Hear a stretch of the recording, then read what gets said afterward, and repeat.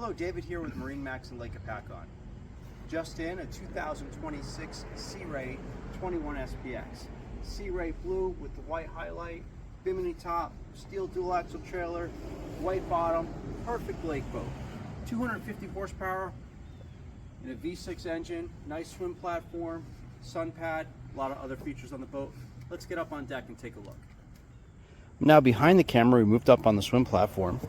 We have a nice submersible swim seat right here. This swims down and goes into the water. A ski pole right there, center. Nice sun pad in the aft.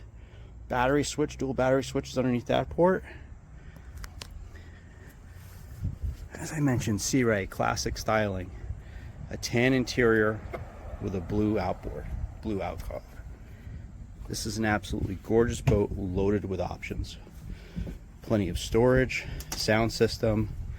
Those cushions right there make a bow filler cushion and a block off for the front. Up here on the helm we have tilt steering, entertainment package, incentive package, Simrad, bolsters, bimini top above our head. Come on down to MarineMax. Let's take a look at this beautiful boat.